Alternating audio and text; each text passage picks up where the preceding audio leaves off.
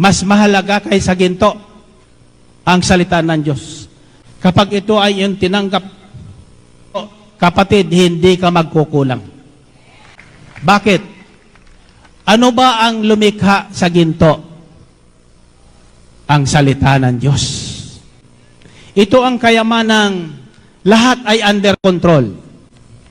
So, of all the riches that man should desire, first of all, is the Word of God. Ang salita ng Diyos. Ang salita ng Diyos ay nagbibigay sa atin ng kaalaman. Ang salita ng Diyos ay nagbibigay sa atin ng liwanag. Ang salita ng Diyos ay nagbibigay sa atin ng kapayapaan. Ang salita ng Diyos ay nagbibigay sa atin ng kapanatagan. Ang salita ng Diyos ay napagkakasundo niya ang babae at lalaking away ng away sa tahanan. Sa sandaling ang babae at lalaki ay mag-imbak ng salita ng Diyos, kapatid, ang dati niyong samahan na hindi na kinagkainting gusto niya na mag-divorce, magpapakasal kayo muli. Andiyan pa ba kayo? Amen?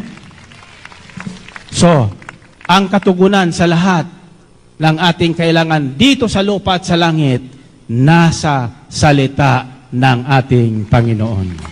Purihin